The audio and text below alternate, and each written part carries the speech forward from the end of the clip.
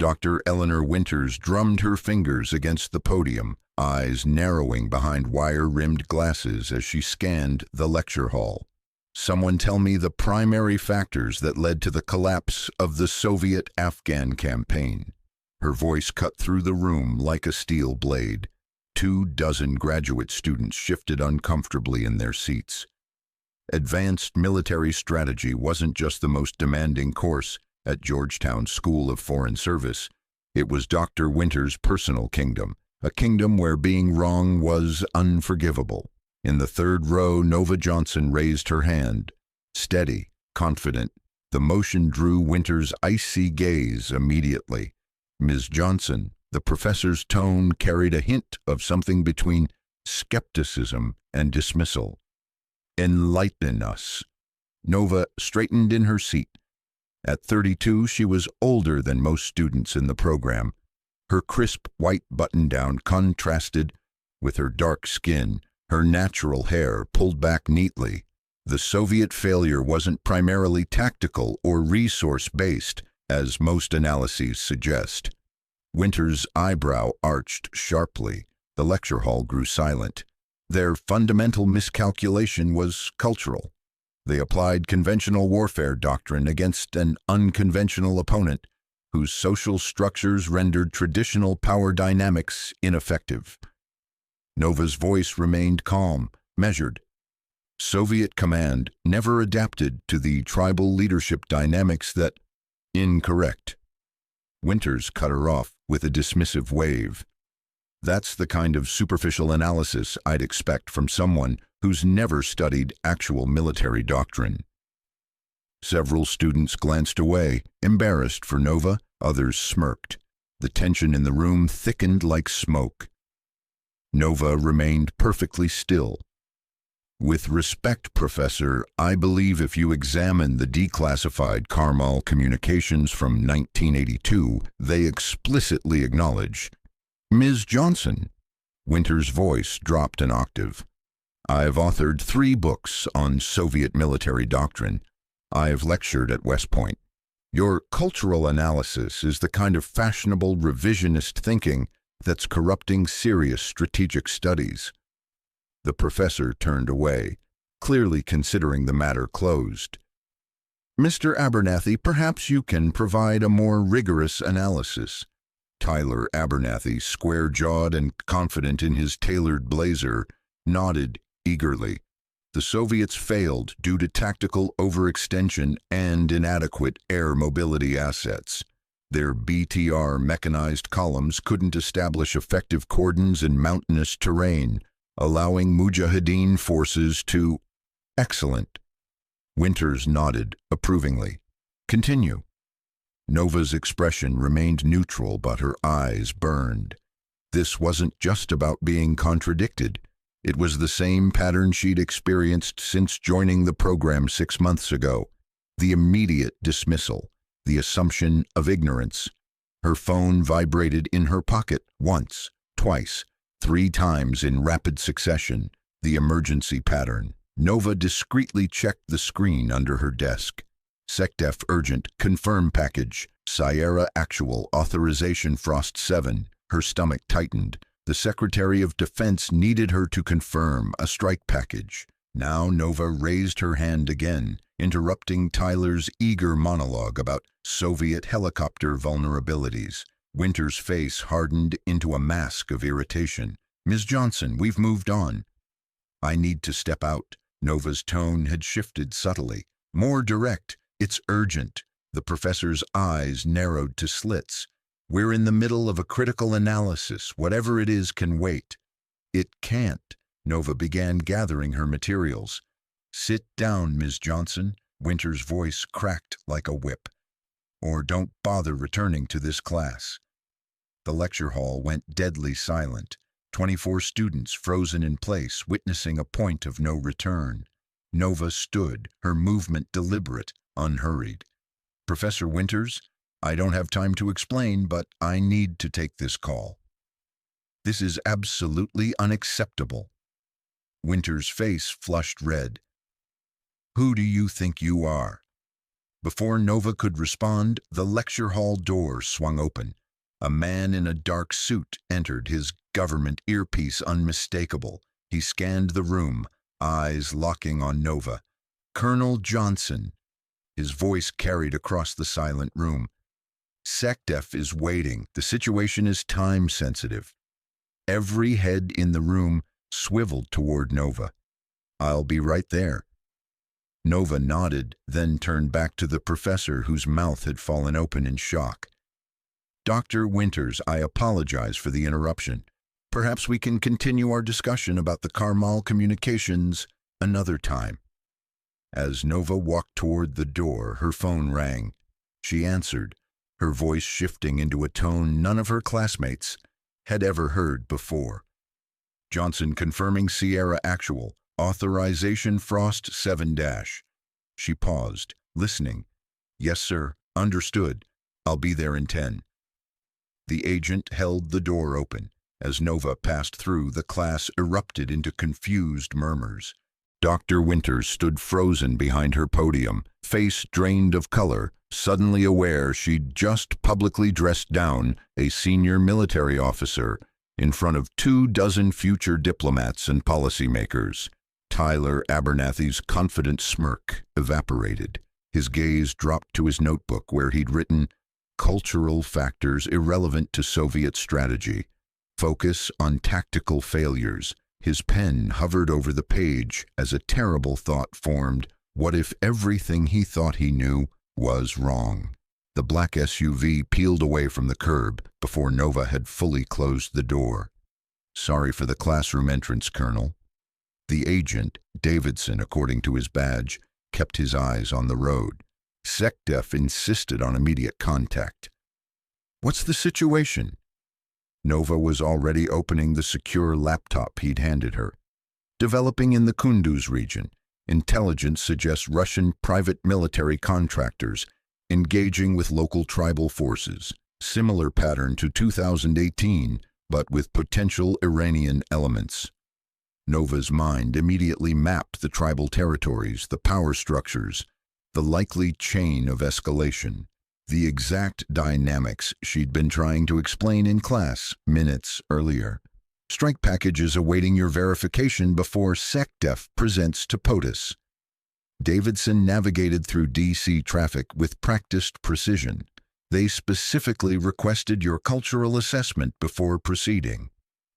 Nova nodded, the irony not lost on her. Her expertise, the same expertise Winters had just dismissed, was now the critical factor in a potential military strike. "Have we identified which tribal factions are involved?" Nova asked, eyes scanning the preliminary intelligence report. Initial reports suggested Pashtun elements, but recent SIGINT points to Tajik leadership, with unusual cross-tribal cooperation. "That doesn't fit established patterns," Nova said, frowning.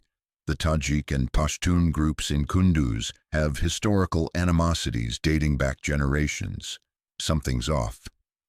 She pulled up satellite imagery, studying the terrain and movement patterns. "Look at these gathering points. They're following traditional Tajik protocols, but the security perimeter is distinctly Pashtun in structure." Davidson glanced over briefly. "Meaning?" "Meaning this isn't organic cooperation.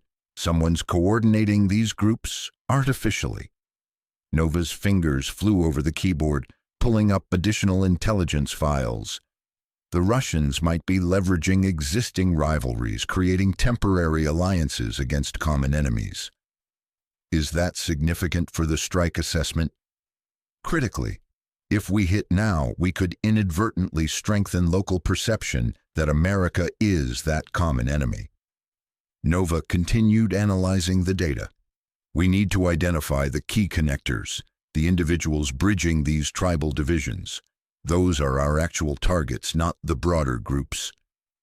As the SUV approached Pentagon security checkpoints, Nova had already begun drafting an alternative approach. The same cultural frameworks that Winters had dismissed were now guiding decisions that could affect international stability and countless lives.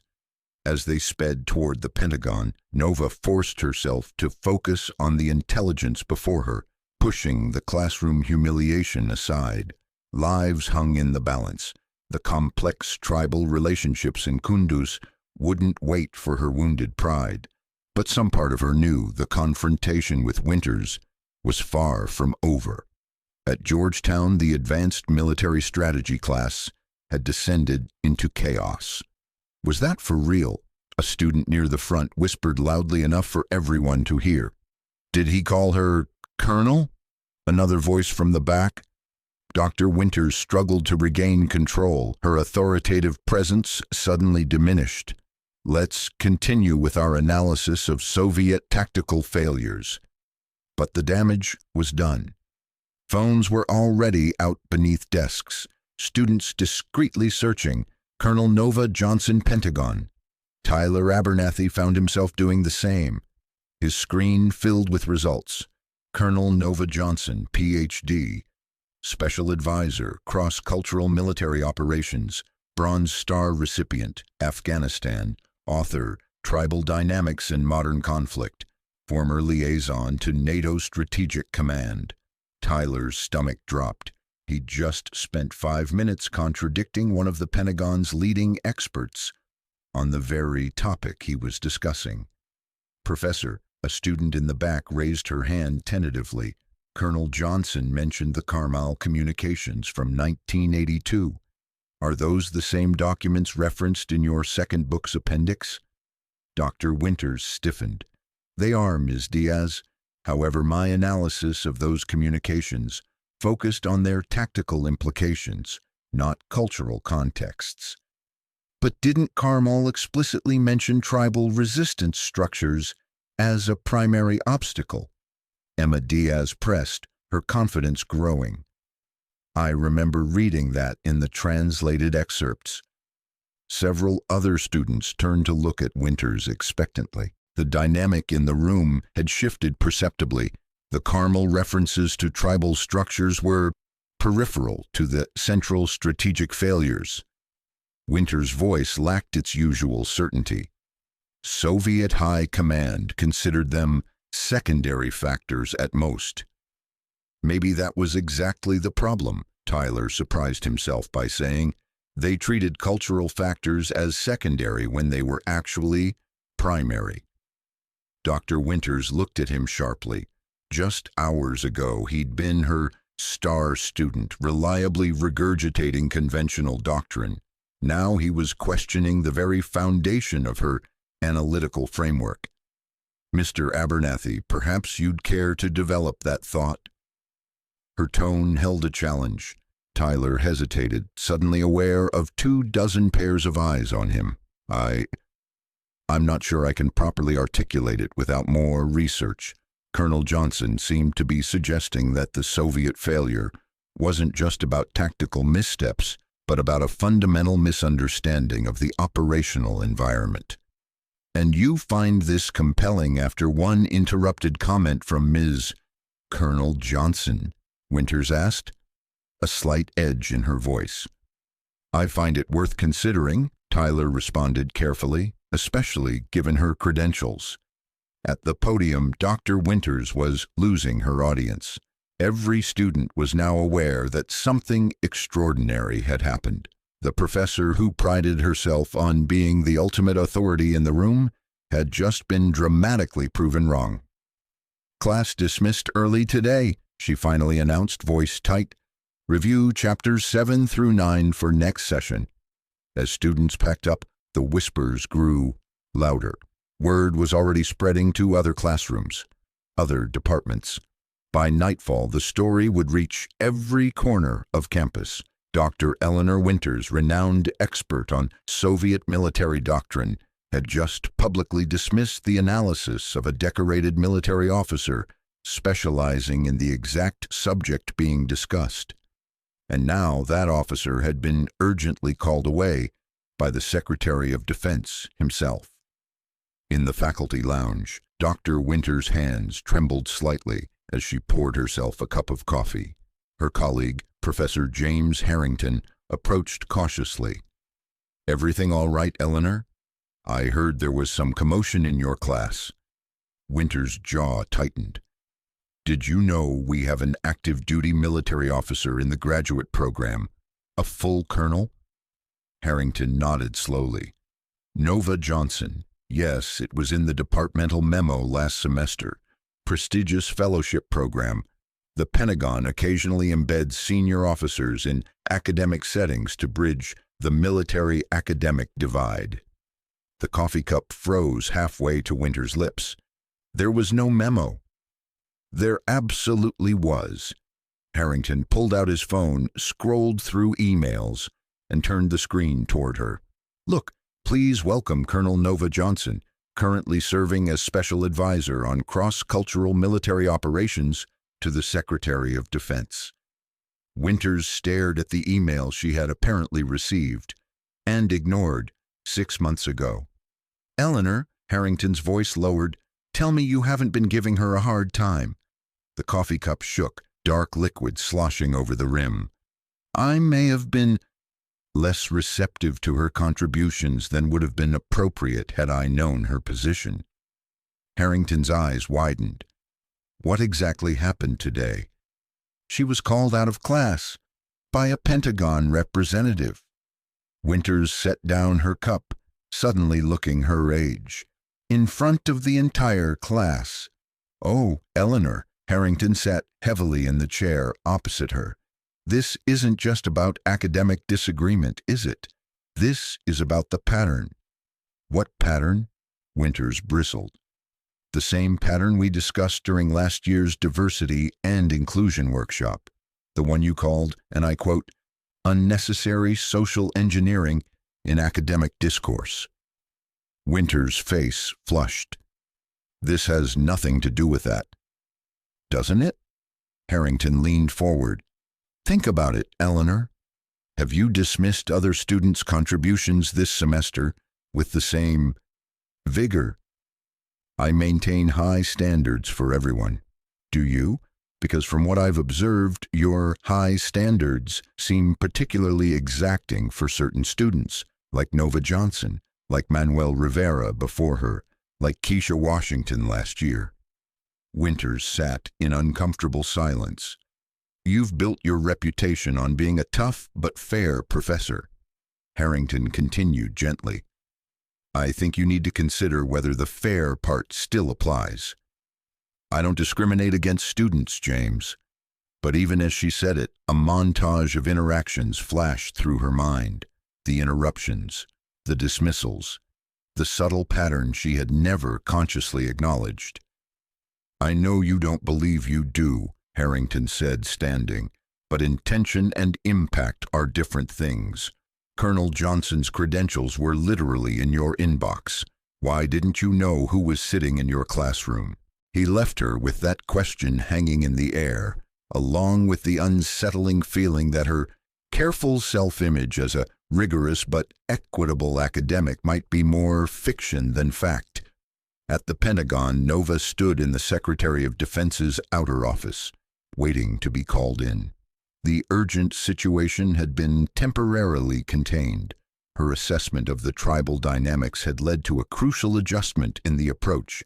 Direct military action had been averted in favor of leveraging local power structures. Colonel Johnson, the Secretary's aide, appeared at the door. He's ready for you now. Secretary Malcolm Davis, a former Marine Corps general with 4 decades of military experience, stood as she entered. Colonel, excellent work on the Kunduz assessment. Your cultural insights proved critical. Thank you, sir. Have a seat. He gestured to the chair across from his desk.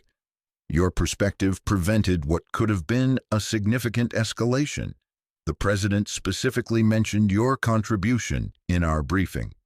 Nova nodded professionally, but her mind kept flashing back to the classroom, to Winter's dismissive wave, to the smirks of her classmates. The precision of your tribal mapping was remarkable, Davis continued, studying a tablet before him. You identified the cross-tribal connectors within minutes, something our standard intelligence assessments missed entirely. The patterns become clear when you know what to look for, sir. That's precisely why your cultural operations framework has been so revolutionary. Davis set the tablet down. Traditional intelligence focuses on organizational hierarchies. Your approach maps influence networks that transcend formal structures. Nova had developed the framework during her second Afghanistan deployment, after watching conventional military approaches repeatedly fail to account for local power dynamics. What had begun as a field expedient solution had evolved into a comprehensive methodology now being implemented across multiple theaters. Sir, if I may ask about the Kunduz situation, what was the final decision on the Pashtun elders we identified? We're proceeding with your recommended approach, selective engagement with the key influencers rather than broad military action. Davis nodded approvingly. Early indicators are positive. 2 tribal councils have already signaled willingness to distance themselves from the Russian contractors. Nova felt a surge of professional satisfaction. Lives would be saved, stability preserved, all because someone had finally recognized the critical importance of cultural context in military operations. As if reading her thoughts, Secretary Davis said, "I understand we pulled you from your Georgetown class. How's the fellowship going?" Nova hesitated. Military officers didn't complain. They adapted and overcame. "Colonel," Davis leaned forward, "this program was my initiative. If there are issues, I need to know." "There's been some resistance to my perspectives, sir, particularly regarding cultural factors in military operations." Davis's eyebrows rose. "From students, from Professor Winters." Recognition flashed across the secretary's face. Eleanor Winters, author of Soviet Military Doctrine in Context? "Yes, sir." Davis leaned back. "I know Eleanor, brilliant analyst in many ways, but famously resistant to newer methodologies." He studied Nova carefully. "Your work on tribal influence networks in Afghanistan saved countless lives. Your cultural approach to the Helmand operation was revolutionary." "Thank you, sir. So why aren't you defending your expertise in her classroom?" The question hit Nova like a physical blow. Why wasn't she? The answer came immediately. Because black women who defended themselves too forcefully were labeled aggressive, difficult, unprofessional. "I've been trying to navigate the academic environment respectfully, sir." Davis nodded slowly, understanding the unspoken dynamics. "I see." He was quiet for a moment, then, "The Georgetown Fellowship isn't just about you gaining academic perspective, Colonel. It's about academia gaining military perspective. Specifically, your perspective." He stood, signaling the end of their meeting. "I'd like you to formally brief the National Security Council next week on your Kunduz assessment. And Colonel," his eyes met hers, "perhaps it's time Dr. Winters learned exactly who's sitting in her classroom." As Nova left the secretary's office, she found herself at a crossroads. For 6 months, she'd been compartmentalizing her identities. Senior military officer in one context, deferential student in another. The worlds had collided today in a way she couldn't have anticipated. Walking through the Pentagon corridor, she passed a group of junior officers who snapped to attention. "Colonel Johnson," they acknowledged respectfully. The contrast with her treatment at Georgetown couldn't have been starker. Here her expertise was recognized, her analysis valued, her voice heard. Perhaps Secretary Davis was right. Perhaps it was time to stop downplaying her experience and expertise in academic settings, not out of pride, but because the integration of military and academic perspectives was precisely the point of her fellowship. As she left the building, she made a decision. She would no longer compartmentalize. She would bring her full self. Decorated officer, cultural operations expert, black woman into Winter's classroom. The results might be uncomfortable, but if the day's events had shown anything, it was that comfort was less important than truth. And the truth was, cultural factors mattered in conflict analysis. It was time academia fully recognized that reality. Back at Georgetown, Dr. Winters sat alone in her office, laptop open to Nova Johnson's military biography. The more she read, the worse she felt. Ph.D. in International Relations from Stanford, Distinguished Service Medal, key architect of the military's Cultural Operations Framework, published in Foreign Affairs, International Security, and the Journal of Strategic Studies. Winters had read Johnson's articles. She'd cited them in her own recent work. She just hadn't connected the author with the student in her class. The student she'd repeatedly dismissed and talked over for 6 months. She began pulling up Johnson's publications, opening them side by side with her own recent papers. The methodological differences were stark, but so were the overlaps, places where Johnson's cultural framework could have strengthened Winters' historical analysis. "I should have seen it," she murmured to herself. "I should have recognized the quality of thought, regardless of who was presenting it." That was the real failure, wasn't it? Not that she'd failed to identify a Pentagon officer, but that she'd failed to recognize valuable insight simply because it challenged her established thinking. Worse, because it came from someone she had unconsciously categorized as less credible. Her eyes fell on a framed photo on her desk, herself as a young academic in the 1980s, standing proudly beside her doctoral advisor at Harvard. She remembered the struggle to be taken seriously as a woman in what was then an almost exclusively male field, the constant need to prove herself, the systematic dismissal of her ideas until they were validated by senior male colleagues. Somehow, over decades, she had transformed from the outsider, fighting for recognition, into the gatekeeper, denying it to others. A knock at her door interrupted her spiral of realization.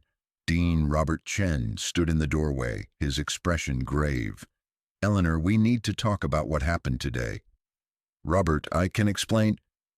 "I've received calls from 3 different offices already, including one from the Pentagon." He closed the door behind him. "Do you understand the significance of the fellowship program Colonel Johnson is part of?" Winters swallowed hard. "I'm beginning to. This partnership with the Department of Defense took years to establish. Colonel Johnson isn't just any officer. She's one of their rising stars, specifically selected for this program." "I didn't know." "That's the problem." Chen's normally gentle voice had an edge now. "You didn't know because you didn't bother to find out, the same way you haven't bothered to engage with new perspectives in your field." The accusation stung with its accuracy. "The Pentagon called, Eleanor. The actual Pentagon. They've requested that Colonel Johnson give a guest lecture to all our graduate students on cultural factors in military operations." Chen let that sink in. "In your lecture hall, next week." Winters felt the blood drain from her face. "Are they trying to humiliate me?" "Number, they're trying to educate our students." Chen moved toward the door, then paused. "And perhaps some of our faculty as well." As he left, Winters turned back to her laptop, to the image of Colonel Johnson receiving the Bronze Star for a cultural assessment that saved an entire unit trapped in Taliban territory. The exact kind of assessment Winters had dismissed as fashionable revisionist thinking just hours ago. The bitter irony wasn't lost on her. Throughout her career, she'd prided herself on intellectual rigor, on following evidence wherever it led. Now she was forced to confront the uncomfortable possibility that her own biases had compromised that rigor, that she had been selectively applying standards based on who was speaking rather than what was being said. It was a humbling realization for someone who had built her identity around objectivity and academic excellence, and it raised a disturbing question. How many other valuable insights had she dismissed over the years because of who presented them? The story rocketed through Georgetown's campus over the next 24 hours. Students whispered in hallways. Faculty discussed it in hushed tones over lunch. The Pentagon had intervened after a professor disrespected one of their senior officers. In the student cafeteria, Emma Diaz sat with a group of fellow international relations students, all dissecting the previous day's events. "I always thought Johnson was different somehow," a Lebanese student named Fadi remarked. "More composed, more precise in her analysis. Now it makes sense. She's been doing this for real, not just theorizing." "I've been reading her papers since yesterday," Emma said, pulling up articles on her tablet. "Her work on tribal mapping in conflict zones is incredible. She literally rewrote military operational protocols based on her field experiences." "And Winters dismissed her like she was some clueless first year," added Miguel, shaking his head. "Classic case of academic arrogance." "It's more than that," Emma said quietly. "Haven't you noticed Winters does this consistently with certain students? Johnson isn't the first person of color whose contributions she's minimized." The group fell silent considering this observation. "She cut me off 3 times last semester when I tried to discuss Latin American insurgency tactics," Miguel finally acknowledged. "Said my analysis was emotionally influenced rather than strategically sound. She told me my perspective on Middle Eastern conflicts was compromised by cultural bias," Fadi added. Meanwhile, she praises Tyler Abernathy for regurgitating textbook analyses of regions he's never even visited. Emma nodded grimly. "It's a pattern. And if it took the Pentagon literally calling in the middle of class for her to recognize Johnson's expertise, what hope do the rest of us have?" "Maybe things will change now," Miguel suggested. "This is too big to ignore." "Speaking of which," Fadi nodded toward the cafeteria entrance, "look who's here." Nova walked into the student center, immediately drawing attention. She wore civilian clothes, tailored slacks and a blazer, but somehow carried herself differently today. The careful student posture was gone, replaced by the natural authority of a senior officer. "Colonel Johnson," Emma approached hesitantly. "I'm Emma Diaz, International Security Program. I just wanted to say, a lot of us have been talking about what happened yesterday. It was really eye-opening." Nova maintained her professional composure. "Thank you, Emma, but I'm a student here, just like you." "But you're not, though." Emma's eyes were earnest. "You're who a lot of us hope to become, someone whose analysis matters in real-world situations." "I appreciate that, Emma, but the value of analysis doesn't come from rank or position. It comes from methodological soundness and evidential support." "That's just it, though," Emma pressed. "Your cultural analysis approach has both of those things. It's not just that Winters dismissed you personally. She dismissed an entire analytical framework that's literally saving lives." Before Nova could respond, her phone buzzed. A text from Secretary Davis, "NSC briefing confirmed for Tuesday. Also, expect a call from Georgetown Dean's office about guest lecture." "Excuse me, Emma, I need to take this." As Nova stepped away to respond, Tyler Abernathy watched from across the student center. The confident swagger that had carried him through Georgetown's elite program had vanished overnight. His perspective, the one Winters had praised, had been based on outdated thinking. Worse, he'd been unknowingly condescending to a decorated combat veteran with a PhD and Pentagon connections. Tyler approached hesitantly when Nova finished her call. "Colonel Johnson, I wanted to apologize for yesterday." Nova studied him carefully. There's nothing to apologize for, Tyler. You answered the professor's question as asked. But I was wrong. He looked genuinely troubled. I've been reading your paper on tribal influence networks since yesterday. It's completely changed how I'm thinking about the whole Soviet-Afghan conflict. And what key insight struck you most significantly? Nova asked, testing whether his interest was genuine or merely self-protective. Tyler didn't hesitate. The way you mapped informal power structures against formal ones, showing how tribal elders often exercised more practical authority than Soviet-backed officials, creating parallel governance systems that conventional military doctrine couldn't account for. He shook his head. It's so obvious once you point it out, but our traditional analyses completely missed it. Something in his sincere discomfort made Nova soften slightly. The traditional tactical analysis isn't wrong, Tyler. It's just incomplete.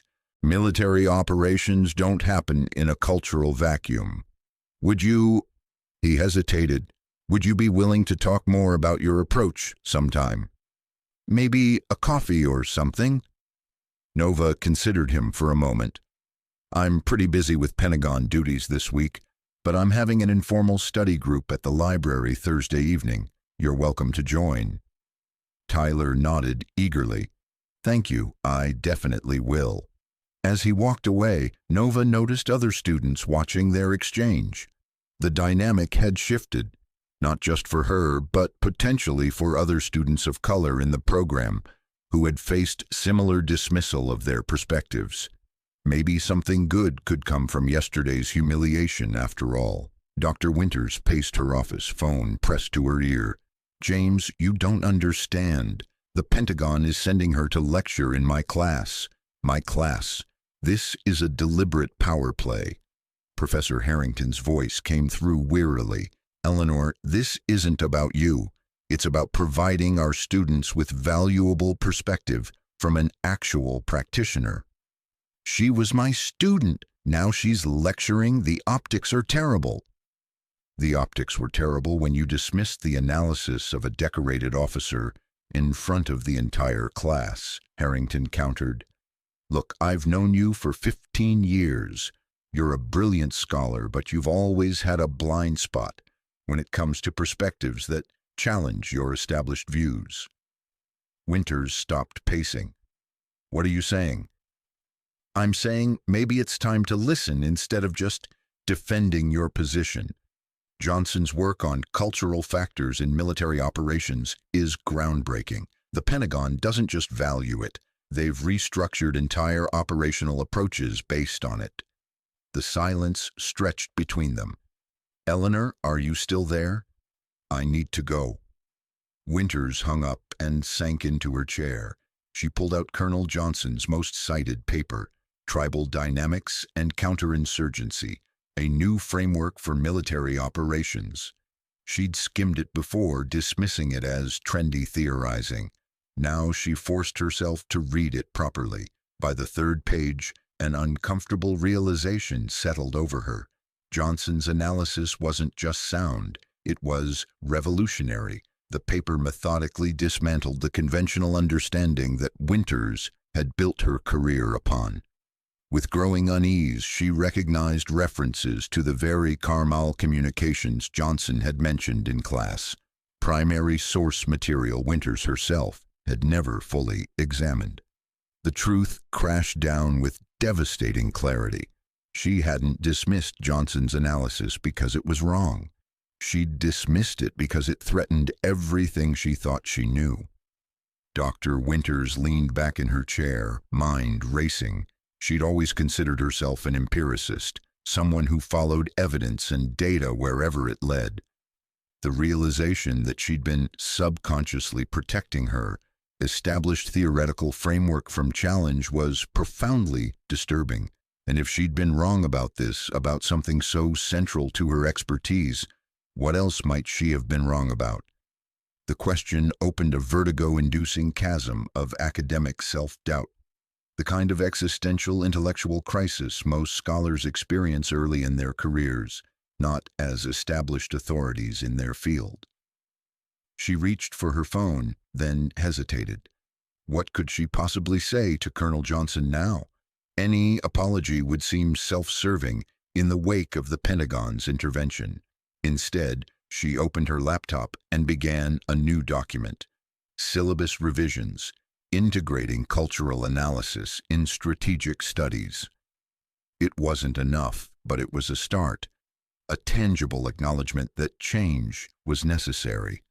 By evening, she'd drafted a completely revised approach to her advanced military strategy course, one that placed cultural frameworks alongside traditional doctrinal analysis, one that incorporated perspectives she'd previously dismissed as peripheral. It felt like both a professional surrender and a scholarly rebirth. Painful, humbling, but perhaps ultimately necessary. Tuesday morning arrived with a whirlwind of activity. Nova had spent the weekend at the Pentagon, refining her National Security Council briefing, while fielding a steady stream of messages from Georgetown classmates suddenly eager to connect with her. The SUV dropped her at the faculty entrance where Dean Chen waited to escort her. "Colonel Johnson, thank you for agreeing to this guest lecture on such short notice." "Of course, Dean Chen, though I admit the circumstances are unusual." Chen nodded grimly. "I want to personally apologize for your experience in Dr. Winter's class. It doesn't reflect Georgetown's values or academic standards." "I appreciate that." They walked through the building toward the lecture hall, which was already filling with students, not just from Winter's class, but from across the International Relations program. Word had spread and attendance had swelled beyond capacity. "We've moved to the larger hall," Chen explained, gesturing ahead. There was significant interest. That was an understatement. As they approached, Nova could see people standing along the walls. Faculty members had taken seats in the back row. Even the university president was present, seated beside a man Nova recognized as the Deputy Secretary of Defense. Her phone buzzed with a text from Secretary Davis. "Knock 'em dead, Colonel. Deputy Secretary of Defense attending as my representative." Nova took a deep breath. This had escalated far beyond a simple guest lecture. Inside the packed hall, Dr. Winters sat rigid in the front row, eyes fixed straight ahead. The whispers quieted as Dean Chen stepped to the podium. "Thank you all for coming. Today we have the privilege of hearing from Colonel Nova Johnson, currently serving as Special Advisor on Cross-Cultural Military Operations to the Secretary of Defense." The introduction continued, detailing Nova's military career, her academic credentials, her combat decorations. With each achievement listed, Winters seemed to sink lower in her seat. "Colonel Johnson will be speaking on cultural dynamics in military strategy, the Soviet-Afghan case study, and modern applications." The irony of the topic, the exact subject of their classroom confrontation, wasn't lost on anyone. Nova approached the podium amid enthusiastic applause. She placed her notes down, surveyed the room, and began. "Military strategy doesn't exist in a vacuum. It operates within cultural contexts that can determine success or failure more decisively than weapons systems or troop numbers." Her voice carried clearly through the hall, confident, authoritative. This wasn't the careful student voice she'd used in Winter's class. This was the voice of a senior military officer who briefed generals and cabinet secretaries. "The Soviet failure in Afghanistan represents a classic case of cultural blindness in military planning. Today, I'll walk you through declassified Soviet communications that explicitly acknowledge this failure and show how similar patterns emerge in contemporary conflicts." For the next 45 minutes, Nova delivered a masterclass in cultural military analysis. She methodically built her case using primary sources, satellite imagery, and operational data. She connected theoretical frameworks to real-world operations, some of which it became clear she had personally led. Consider this intercepted communication from General Zaitsev to Moscow in March 1982, she said, displaying a translated document on the screen. Quote, "Local resistance persists despite tactical superiority. Village elders continue to exert influence that undermines established command structures. Conventional cordon operations ineffective against decentralized tribal networks." She highlighted key phrases in the document. These aren't peripheral observations. These are central strategic assessments from Soviet High Command, explicitly acknowledging the cultural dimensions of their failure. Nova then shifted to more recent examples, carefully anonymizing classified operations while maintaining the analytical integrity. In 2017, a similar dynamic emerged in northern Afghanistan. Coalition forces initially applied conventional counterinsurgency doctrine, treating the conflict as primarily ideological. This approach failed until operations were restructured around tribal influence mapping. She displayed before and after visualizations of conflict patterns. The reduction in hostile incidents was dramatic. By identifying and engaging key cultural connectors, individuals with cross-tribal influence, military operations achieved in weeks what conventional approaches had failed to accomplish in months. The room was captivated. Students furiously took notes. Faculty members exchanged impressed glances. The deputy secretary nodded approvingly. Dr. Winters sat motionless, watching her entire academic framework dismantled by evidence she couldn't refute. "This isn't to suggest that traditional military analysis lacks value," Nova continued, deliberately extending an intellectual olive branch to Winters. "Tactical considerations remain essential. Material capabilities matter.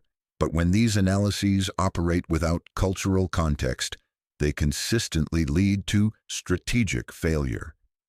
She concluded with examples of successful integration of cultural frameworks into traditional military doctrine, the very approach she'd been advocating in Winter's class for months. When Nova opened the floor for questions, dozens of hands shot up. The discussion that followed was electric, with students engaging at a level rarely seen in regular classes.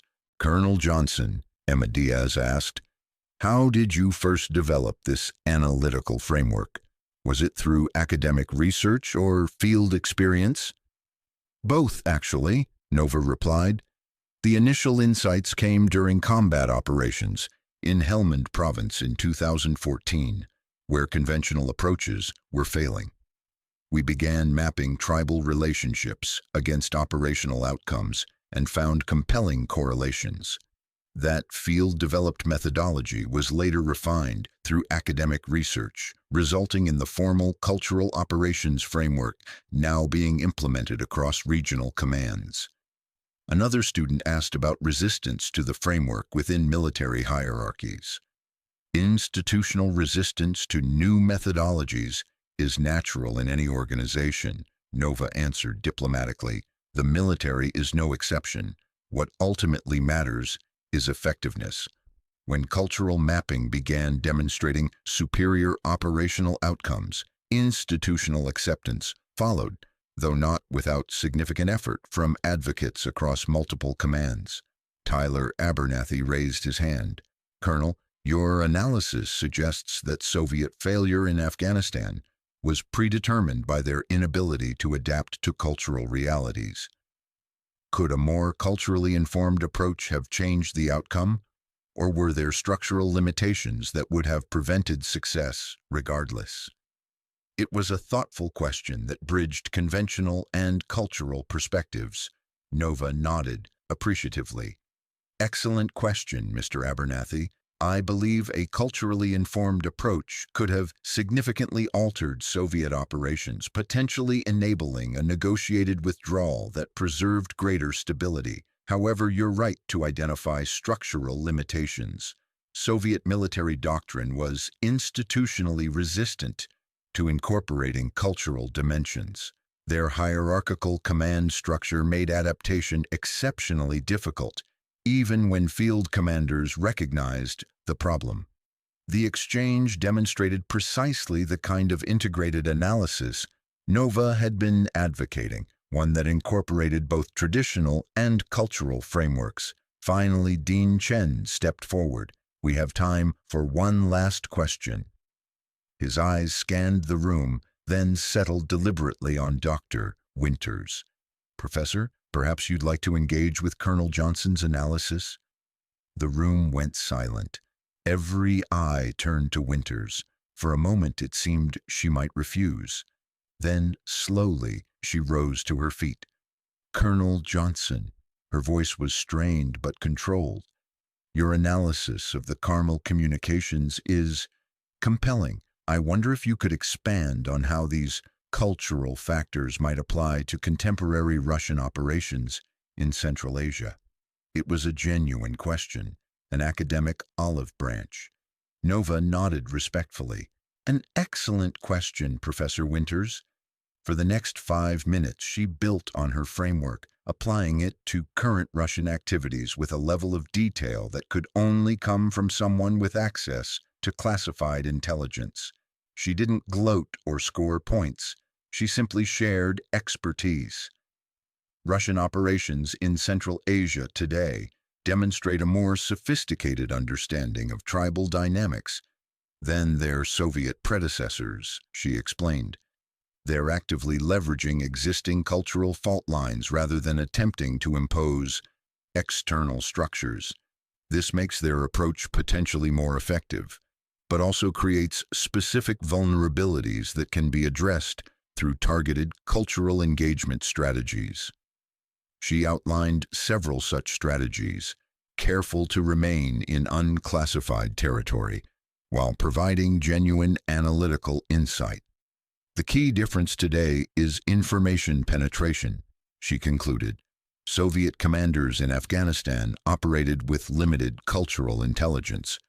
Contemporary Russian operations benefit from decades of regional data collection and analysis. Countering their influence requires equally sophisticated cultural mapping, precisely the approach I've been advocating in my research. As the lecture concluded to thunderous applause, Nova gathered her materials. Students swarmed forward, eager to speak with her, but Dean Chen created a buffer. Through the crowd, Nova's eyes met Winters. The professor gave a small, tight nod, acknowledgement, if not quite apology, before turning to leave. The Deputy Secretary of Defense approached, hand extended. "Exceptional presentation, Colonel. Secretary Davis speaks highly of you, and now I see why." "Thank you, sir." "Your cultural framework is being implemented across all regional commands now. That's a significant achievement." Nova nodded, accepting the compliment professionally. "I understand you've faced some resistance in academic circles." His eyes flickered toward Winter's retreating figure. "Different perspectives strengthen analysis, sir, even when the exchange is uncomfortable." The Deputy Secretary smiled. "Diplomatically put, Colonel. The Secretary mentioned you're being considered for promotion to Brigadier General next year. Performances like today certainly support that trajectory." As he moved away, Nova felt a presence beside her. Tyler Abernathy stood awkwardly clutching his notebook. "That was—" He struggled for words. "I've never heard anything like that. You completely changed how I understand the entire conflict." "That's the point of education, Tyler." "I'm still coming to the study group Thursday, if that's okay. I have about 1,000 questions now." Nova smiled genuinely for the first time that day, looking forward to it. The ripple effects of Nova Johnson's lecture spread through Georgetown like wildfire. By evening, clips were circulating on campus social media. By the following morning, the dean's office had received dozens of emails from students requesting more guest lectures from military practitioners. In the faculty lounge, the conversation had shifted dramatically. "Did you attend Colonel Johnson's lecture?" Professor Harrington asked a colleague from the Security Studies program. Couldn't get in, it was packed, but I watched the recording. Extraordinary stuff. Eleanor's been suspiciously absent today. Can you blame her? She spent 6 months dismissing Johnson's contributions, only to discover she's been teaching a Pentagon advisor who literally wrote the book on cultural military operations. At that moment, Dr. Winters entered, causing conversations to halt abruptly. She looked tired, her usual immaculate appearance slightly disheveled. She poured coffee in silence, aware of the eyes following her. Good lecture yesterday, Harrington ventured cautiously. Winters' shoulders stiffened, then, surprisingly, relaxed. Yes, it was, Eleanor. I've been wrong, James. The admission seemed physically painful. Not just about Colonel Johnson, but about the entire analytical framework. I've spent my career so committed to my perspective that I refused to engage with evidence that challenged it. Harrington blinked, stunned by the uncharacteristic self-reflection. I've asked the dean to organize a faculty seminar on emerging methodologies in strategic studies. Winters continued, and I'm revising my syllabus to include more diverse analytical perspectives. That's remarkably open-minded of you, Eleanor. Don't mistake necessity for virtue, she replied dryly. When reality contradicts your theory, a good scholar adjusts the theory. Still, it can't be easy to reconsider foundational aspects of your work at this stage of your career. Winters stared into her coffee. Do you know what kept me awake last night, James? Not the professional embarrassment, though that was considerable. It was the realization that I've been doing exactly what I fought against as a young scholar. What do you mean? When I entered this field in the 1980s, the old guard dismissed my work because it didn't fit their established frameworks, because I was an outsider challenging convention. She shook her head ruefully. Somehow I became the very gatekeeper I once resented. Before Harrington could respond, Winters' phone rang.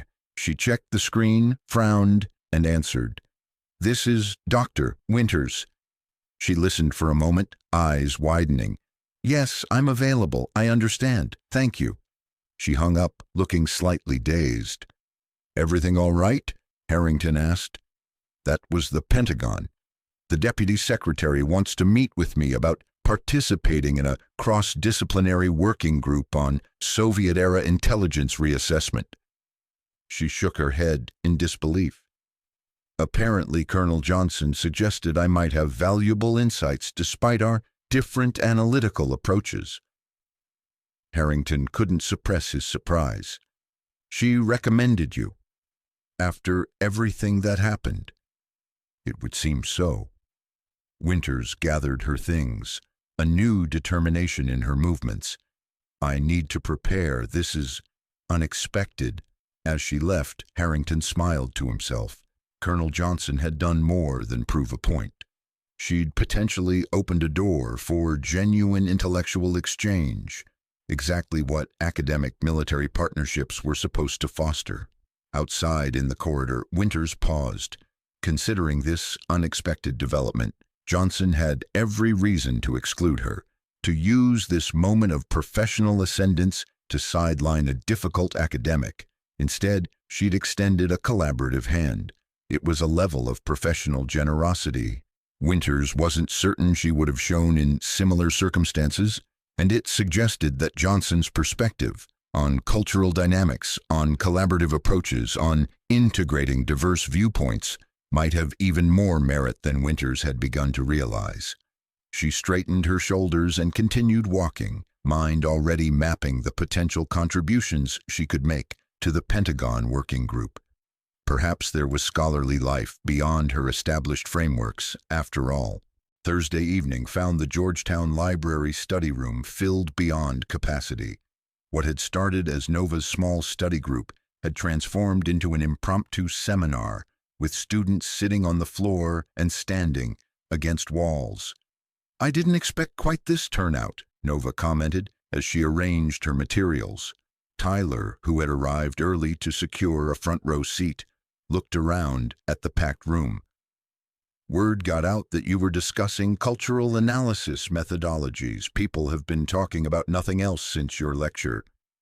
The session proved as engaging as her formal presentation.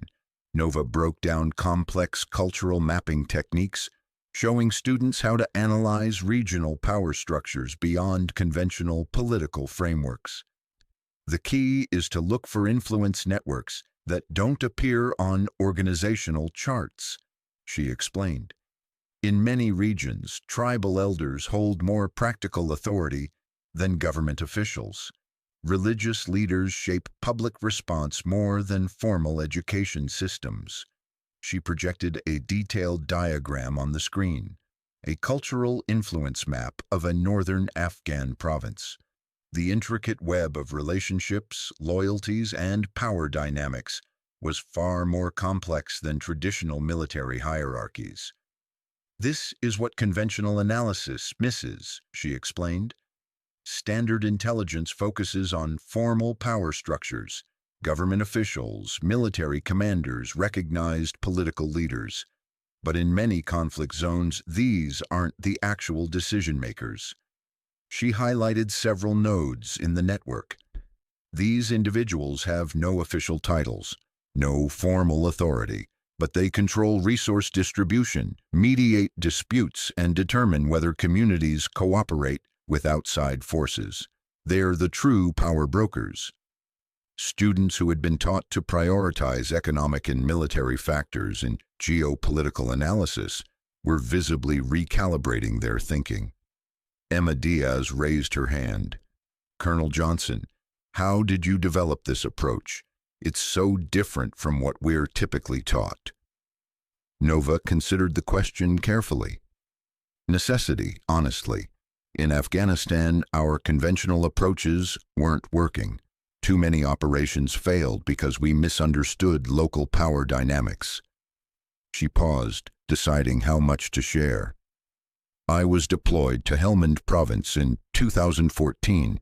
My unit was tasked with securing a strategic valley, but we kept encountering resistance that didn't match intelligence projections. The room was silent, students hanging on every word. Traditional analysis focused on Taliban command structures and weapons supply chains, but I noticed that resistance patterns aligned perfectly with tribal boundaries, not ideological ones. Nova traced a pattern on the whiteboard. By mapping cultural allegiance instead of military capabilities, we completely restructured our approach, engaged with tribal leaders who held the real influence. Casualties dropped 70%. Mission success rate increased dramatically. That's what earned you the Bronze Star, Tyler said, having clearly researched her background. Nova nodded. The methodology we developed became the foundation for what's now called the Cultural Operations Framework. It's being implemented across military planning now. And Professor Winters dismissed it as fashionable revisionist thinking, Emma said, unable to keep the edge from her voice. Dr. Winters comes from a different analytical tradition, Nova replied diplomatically. And to be fair, cultural analysis was considered secondary in strategic studies for decades. Paradigm shifts are never easy, especially for established experts. Still, the way she treated you, Emma began, is less important than the ideas themselves, Nova interrupted gently. Academic discourse should focus on methodological soundness, not personalities. She deliberately steered the conversation back to analytical techniques, demonstrating the professional focus that had earned her rapid advancement in military circles. As the session continued, Nova guided students through practical applications of cultural mapping, showing how the same principles could be applied to various conflict zones around the world. The framework is transferable, she explained. Though the specific cultural dynamics vary widely by region, the constant is recognizing that formal and informal power structures often operate in parallel, and the informal ones frequently exert more practical influence. Is this why so many Western interventions fail? A student in the back asked.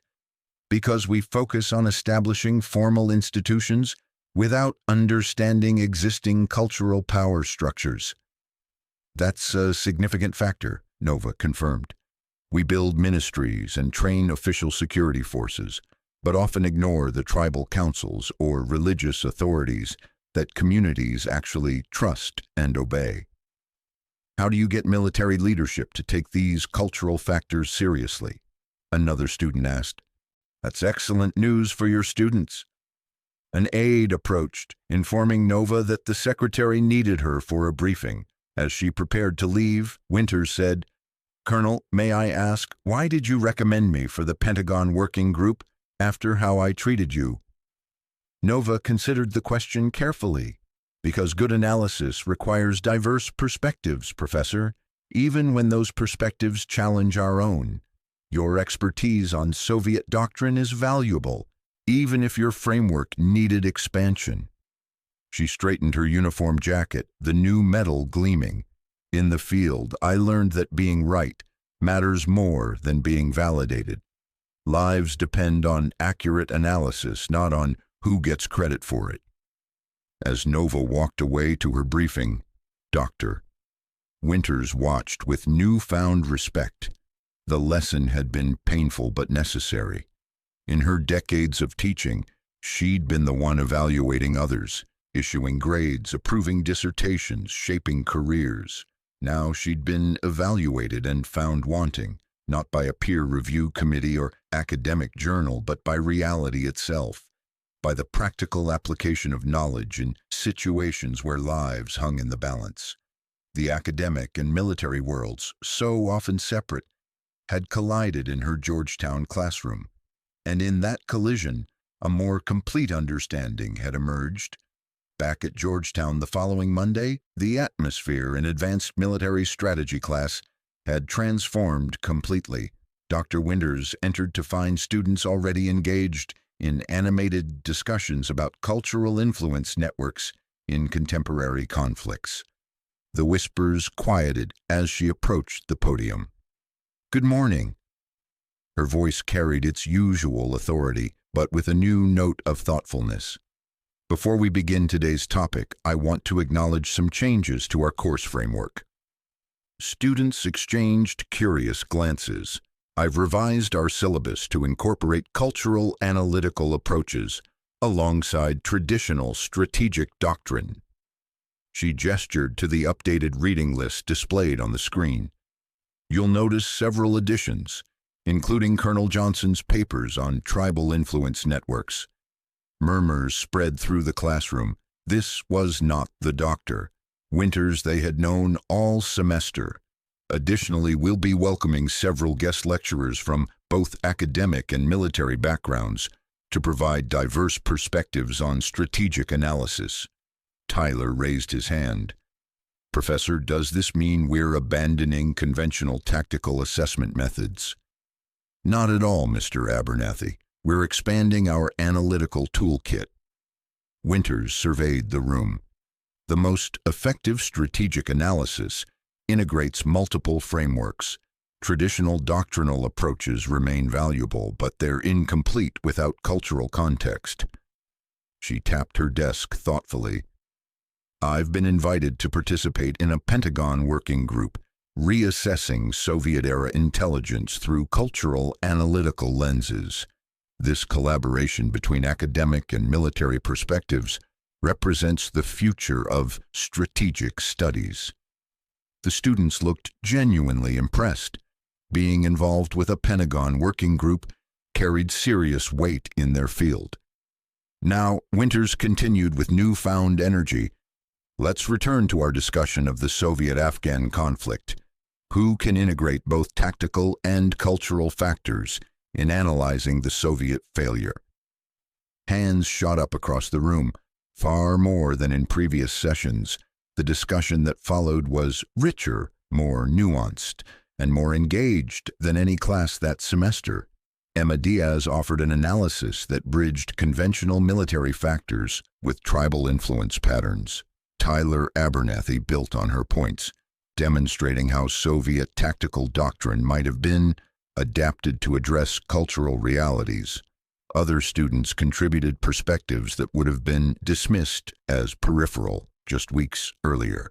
For the first time, Dr. Eleanor Winters found herself learning alongside her students. After class, she noticed a small group lingering, including Emma and Tyler. They appeared to be discussing the upcoming study session with Colonel Johnson. "Professor Winters," Emma called out hesitantly, "would you consider attending Colonel Johnson's study group on Thursday? Several of us are presenting cultural mapping analyses of different conflict zones, and your perspective on how they integrate with traditional doctrine would be valuable."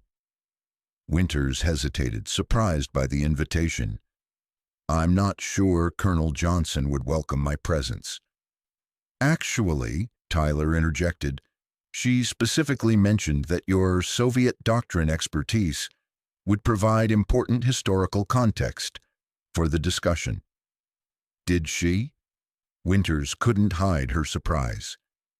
"Yes, she said something about how the best analysis emerges from the intersection of different methodological approaches." Winters considered for a moment. "In that case, I would be pleased to attend." As the students left, Winters remained at the podium, reflecting on the remarkable transformation unfolding around her and within her. What had begun as professional humiliation was evolving into something unexpected, intellectual renewal. Perhaps, she thought, this was the true purpose of academic life, not defending established knowledge, but constantly seeking its evolution, not being the unassailable authority, but the perpetual student. It was a humbling realization, but also, in its way, liberating. 6 months later, Nova Johnson stood at the entrance to the Pentagon briefing room, preparing to present the findings of her latest cultural mapping project to the Joint Chiefs of Staff. The room was filled with the military's highest-ranking officers, along with key civilian advisors. Her phone buzzed with a text message. "Good luck today. Your framework changed everything." Minus Dr. Winters. Nova smiled slightly. The working group had evolved into a productive collaboration, with Winters bringing valuable historical context to Nova's cultural methodology. Their joint paper on reassessing Cold War intelligence failures through cultural lenses was generating significant attention across both military and academic circles. Colonel Johnson, the chairman of the Joint Chiefs, called, "We're ready for your briefing." Nova stepped forward, her new brigadier general stars gleaming on her shoulders. The promotion had come through last month, making her one of the youngest generals in the service, and among the few black women to achieve that rank. "Thank you, sir.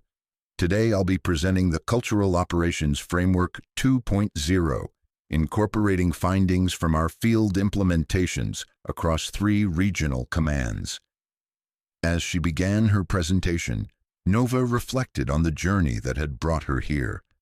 From that tense classroom confrontation to this Pentagon briefing room, presenting to the highest levels of military leadership. The framework that Dr. Winters had once dismissed as fashionable revisionist thinking was now being implemented in military operations worldwide, saving lives and improving mission outcomes. The academic military fellowship that had placed her in that Georgetown classroom had achieved exactly what it was designed to do: bridge the gap between theoretical analysis and practical application, between ivory tower and battlefield. As Nova illustrated how cultural mapping had revolutionized operations in 3 recent engagements, she noticed the chairman nodding with approval. The data was undeniable. Operations utilizing the cultural framework showed 60% higher success rates, with 40% fewer casualties than traditional approaches. What's particularly notable, Nova explained, is how the integration of Dr. Winter's historical Soviet doctrine analysis has strengthened our contemporary applications. By examining how cultural blind spots affected Soviet operations decades ago, we've identified patterns that inform our current approach. It was a deliberate acknowledgement of Winter's contribution, a professional courtesy that demonstrated Nova's collaborative leadership style. After the briefing, the chairman approached her. "Exceptional work, General Johnson. The President has requested a National Security Council briefing on your framework next week." "Thank you, sir. I'll prepare immediately." "There's something else." He handed her a folder. "The Secretary has approved your proposal for the Advanced Cultural Operations Center. You'll have full authority to build your team and implement your methodology across all service branches." Nova accepted the folder, momentarily speechless. The center represented the institutionalization of her approach, ensuring it would outlast any single advocate or administration. "This is the future of military operations, General," the chairman continued, "and you're going to lead it." "Thank you, sir. I'd like to include academic partnerships in the center's structure, collaborative research initiatives with universities to continually refine our methodologies." Approved. The Secretary specifically mentioned your Georgetown collaboration as a model we should replicate. As the meeting concluded, Nova found herself thinking about that confrontation in Winter's classroom, how something that had seemed so negative in the moment had catalyzed transformations across multiple institutions. Sometimes, she reflected, the most valuable progress emerged from the most uncomfortable moments, when established structures were challenged, when different perspectives collided, when the status quo became untenable. That evening, Nova found herself back at Georgetown, this time not as a student but as a guest speaker for the International Security Program's graduation ceremony. From the stage, she looked out at the sea of faces, young analysts and future policymakers who would shape national security for decades to come. Among them, she spotted Tyler Abernathy and Emma Diaz, both graduating with honors. In the faculty section, Dr. Winters sat beside Dean Chen, watching attentively. "Your education doesn't end with this degree," Nova began. "In many ways, it's just beginning. The most valuable lessons I've learned came not from textbooks, but from challenging moments that forced me to question my assumptions." She paused, her eyes briefly meeting Winters. "The greatest threat to effective analysis isn't lack of information, it's intellectual rigidity, the unwillingness to consider perspectives that challenge our established frameworks." The audience was silent, absorbing her words. 6 months ago, in a classroom not far from here, I experienced one of those challenging moments. What could have remained a simple academic disagreement instead became a catalyst for institutional change, both at this university and at the Pentagon. Nova saw several students exchange knowing glances. The story had become legendary on campus. That moment taught me something crucial. True expertise isn't about having all the answers. It's about asking better questions. It's about recognizing that no single analytical framework, no matter how established, captures the full complexity of human conflict. She gestured toward the faculty section. "I want to acknowledge Dr. Eleanor Winters, whose willingness to reevaluate long-held perspectives demonstrates the true spirit of academic inquiry. Our subsequent collaboration has strengthened both military operations and academic understanding." Winters nodded respectfully, accepting the acknowledgement. "As you leave Georgetown and enter your respective fields, remember this. The most dangerous words in analysis are, 'We've always done it this way.' Be willing to challenge conventions, especially your own. Be open to perspectives that make you uncomfortable. And never stop learning, especially when, that learning forces you to reconsider everything you thought you knew." The applause was thunderous as Nova concluded. Students rose to their feet, followed by faculty, in a standing ovation that echoed through the hall. After the ceremony, a reception was held in the university courtyard. Students and families mingled with faculty and distinguished guests. Nova found herself approached by a steady stream of graduates eager to discuss career paths in national security. General Johnson. Tyler Abernathy approached with Emma Diaz. Congratulations on the promotion and the new center. Thank you, Tyler, and congratulations to both of you on your graduation. Your study group changed my entire approach, Emma said. I've accepted a position with the State Department's Cultural Affairs Division. I'll be using your framework to analyze regional influence networks. And I'll be joining the Defense Intelligence Agency, Tyler added. Cultural Analysis Division. Your work inspired me to completely redirect my career focus. Nova smiled genuinely. That's wonderful news. Both organizations need analysts who understand the critical importance of cultural factors. General. Dr. Winters approached, joining their circle. Excellent address. You gave them exactly the message they needed to hear. Thank you, Professor. How's the working group progressing? Remarkably well. We've identified 17 major intelligence gaps in Cold War assessments that stem directly from cultural analytical blind spots. Winters turned to the students. Mr. Abernathy, Ms. Diaz, congratulations on your positions. You studied with the best. As Tyler and Emma moved on to greet other faculty, Winters said quietly to Nova, I've been meaning to tell you, I've accepted a partial appointment with the Pentagon's Strategic Assessment Office next year. It seems our collaboration has opened new doors for me as well. That's excellent news. They'll benefit tremendously from your expertise. I wanted to thank you, Winters continued, her usual professional facade softening slightly, not just for the recommendation, but for the lesson. It would have been easy and justified for you to simply prove me wrong. Instead, you created space for genuine intellectual exchange. That's what both academia and the military should be about, Nova replied. Not competing perspectives, but complementary ones. Dean Chen approached, interrupting their conversation. General Johnson, the university president, would like to speak with you about our military fellows program. It seems your experience has generated significant interest in expanding the initiative.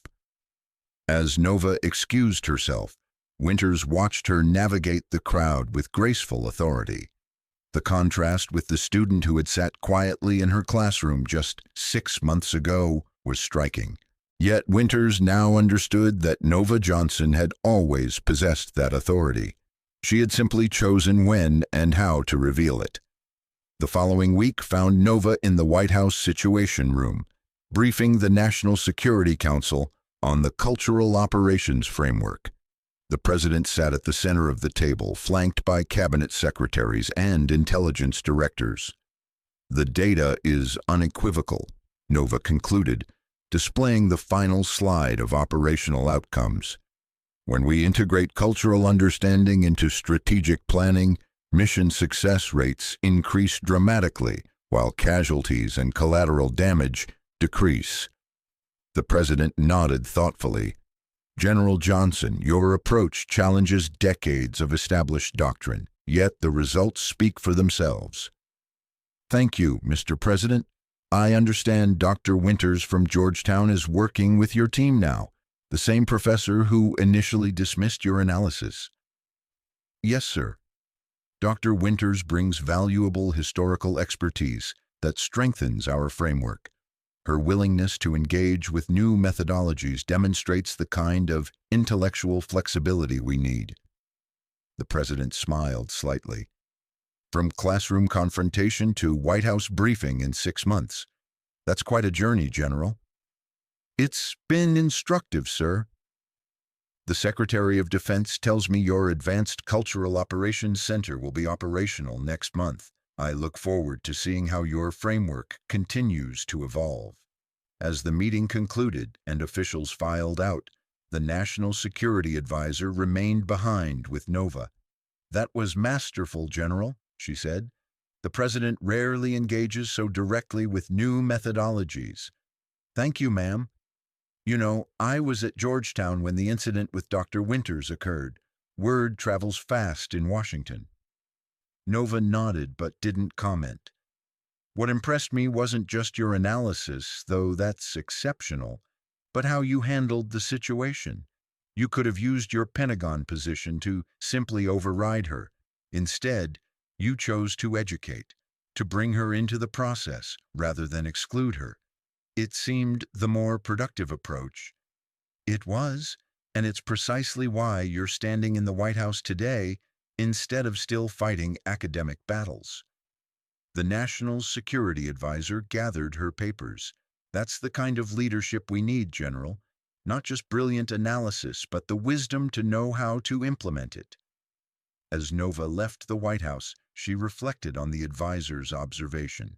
Throughout her military career, she'd encountered resistance to new ideas, particularly coming from a black woman. She'd learned that overwhelming opposition often reinforced it, while strategic engagement could transform it.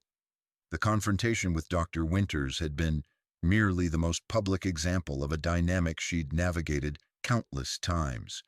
The difference was that this time, the stakes extended beyond personal advancement. The Cultural Operations Framework had the potential to save thousands of lives and transform military effectiveness worldwide.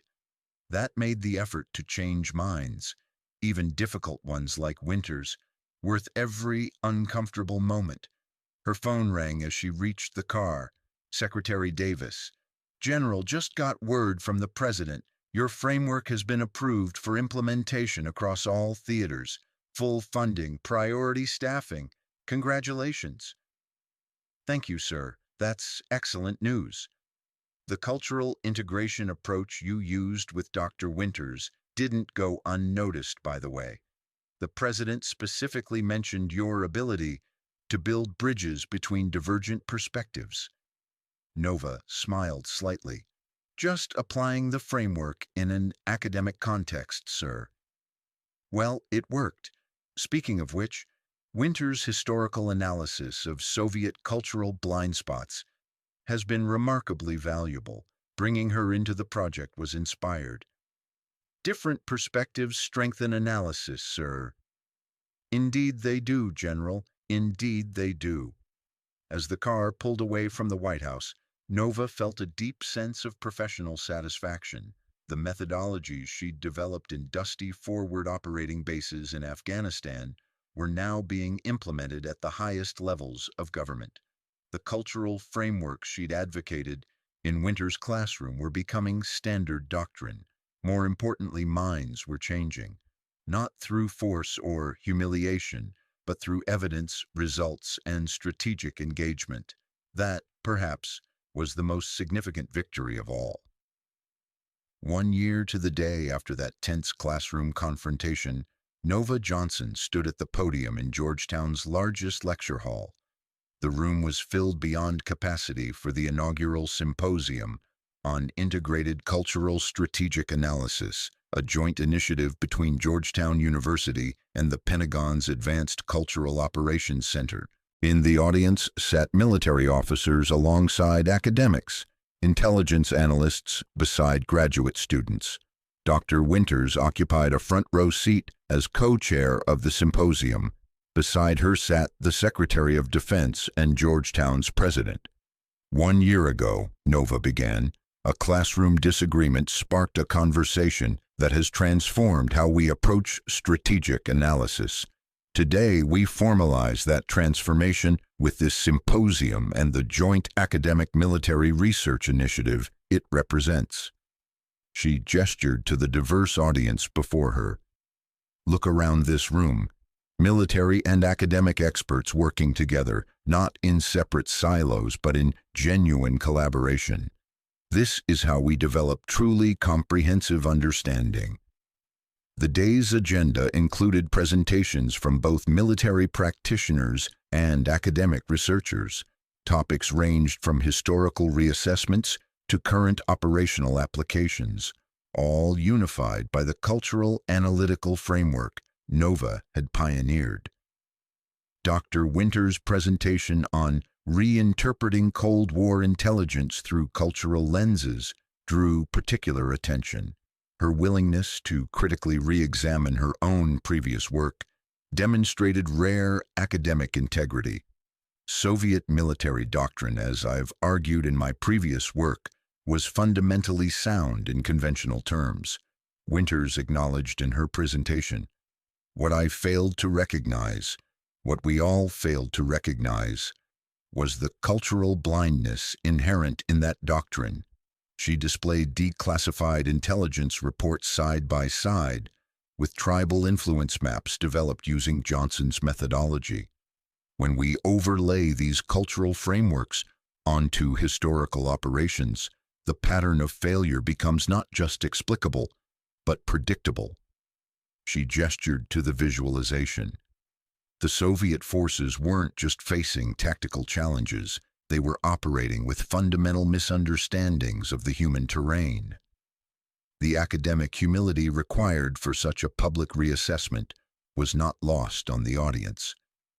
Several senior scholars nodded approvingly, recognizing the intellectual courage required to reconsider established positions so late in a distinguished career.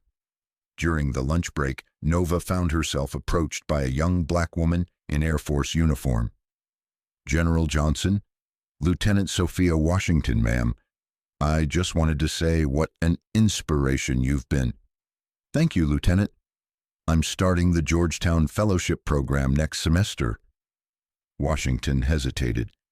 "I heard about what happened in Dr. Winter's class last year. It means a lot to see someone who looks like me change the entire approach to strategic analysis." Nova studied the young officer, seeing something of herself reflected back. "The fellowship program can be challenging, Lieutenant. You'll be navigating between two very different institutional cultures." "Yes, ma'am, but that's exactly where innovation happens, isn't it? At the intersection of different perspectives." Nova smiled. "Indeed, it is. My office door is always open if you need guidance during your fellowship." As Washington moved away, Secretary Davis approached. "Another mentor-mentee relationship in the making." "Perhaps. She's sharp. Reminds me of myself at that stage." Speaking of which, Davis nodded toward where Dr. Winters was engaged in animated conversation with several military officers. "Your former professor seems to have fully embraced the cultural framework she once dismissed." "People can change, sir, when presented with compelling evidence." "Some people," Davis corrected. "It takes intellectual courage to admit when your established thinking needs revision. That's rarer than you might think, especially among those with prestigious reputations to protect." "That's why Winter's contribution has been so valuable," Nova observed. "When someone of her stature acknowledges the validity of new approaches, it accelerates institutional acceptance." Davis nodded thoughtfully. "A lesson in strategic influence that extends beyond the battlefield. Identify the key nodes in academic networks, just as you would in tribal ones." "Exactly, sir. The principles of cultural mapping apply in any complex social system, including academia."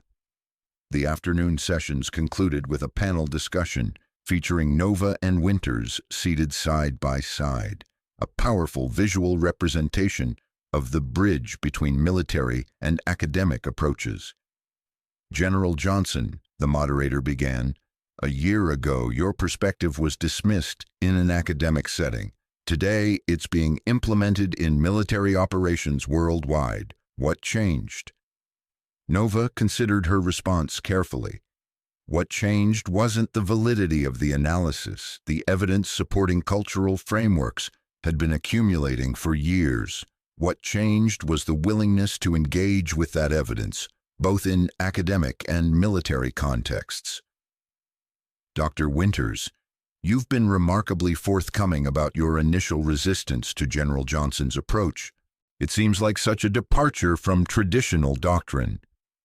The same way you advance any methodology in any field, Nova replied. Evidence. Results. When cultural mapping began producing better operational outcomes, resistance decreased. Not immediately and not without effort from advocates at various levels of command, but results are persuasive in military contexts. As the session wound down, students lingered, asking additional questions and requesting reading recommendations. Nova found herself surrounded by energetic minds, eager to incorporate new perspectives into their thinking. Tyler was the last to leave. Colonel, I just wanted to say again how much I've learned from you. I was so arrogant before, thinking I understood everything about military strategy because I could cite the right textbooks. That's the academic journey, Tyler. We all start thinking we know more than we do. Even you, Nova smiled, especially me. My first deployment was a harsh lesson in how academic knowledge translates to the real world. Be humble in your analysis, question your assumptions, and always be willing to revise your thinking when new evidence emerges. As Tyler left, Nova packed up her materials, reflecting on the remarkable turn of events over the past week. What had begun as a humiliating classroom confrontation had transformed into an unexpected teaching opportunity. Her phone buzzed with a message from Secretary Davis. Spoke with Deputy Secretary of Defense about your lecture. Impressed. Also, Dr. Winters has agreed to join the Soviet Intelligence Reassessment Project. Your recommendation was spot on. Nova smiled to herself. Perhaps the academic-military divide wasn't as unbridgeable as it sometimes seemed. 3 weeks later, Nova stood at attention in the Pentagon's ceremony room, facing Secretary Davis and a small gathering of senior military and civilian officials. Colonel Johnson, your work developing the Cultural Operations Framework represents the kind of innovative thinking our modern military requires. Davis said formally, your willingness to challenge conventional analytical frameworks has saved lives and improved mission outcomes across multiple theaters. He gestured to an aide who stepped forward with a display case. It is my honor to present you with the Defense Superior Service Medal in recognition of your exceptional contributions to national security. Applause filled the room as the medal was pinned to her uniform. Nova maintained her professional composure, but pride swelled within her. The journey from that Helmand Province deployment, where she'd first recognized the critical importance of cultural factors, to this moment had been long and often difficult. The citation highlighted specific operations where her cultural mapping approach had proven decisive, including the recent Kunduz situation that had precipitated her dramatic exit from Winters' classroom. Colonel Johnson's innovative methodology has fundamentally transformed how we conduct operations in culturally complex environments. The citation read, her framework enables precise targeting of influence networks, dramatically reducing civilian casualties while increasing mission effectiveness. As the formal ceremony concluded, colleagues approached to offer congratulations. General Mitchell, commander of Central Command, clasped her hand firmly. Your cultural framework saved my men in the Kunar operation, he said quietly. That valley would have been a bloodbath without your tribal mapping. Thank you. It was the kind of validation that mattered most to Nova, not medals or ceremonies, but the knowledge that her work had protected service members and civilians alike. As the gathering dispersed, Nova was surprised to see a familiar figure approaching, Dr. Eleanor Winters looking somewhat out of place among the uniformed personnel. Colonel Johnson. Winters extended her hand. Congratulations on your well-deserved recognition. Thank you, Professor. I didn't expect to see you here. I was at the Pentagon for the working group meeting. Secretary Davis invited me to attend the ceremony. Winters hesitated, clearly uncomfortable but determined.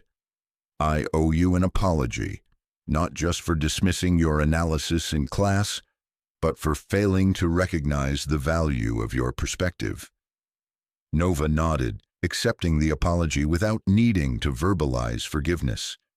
The Soviet intelligence reassessment project has been illuminating, Winters continued. Your cultural framework has forced me to reevaluate decades of analytical assumptions. That's the essence of academic inquiry, isn't it? Constant reevaluation based on new evidence. Indeed, Winters managed a small smile. I've revised my course syllabus to include cultural analytical frameworks, including your papers, and I've invited several military practitioners as guest lecturers next semester. Can you speak to that transformation? Winters nodded. Academic careers are built on establishing theoretical frameworks that withstand scrutiny.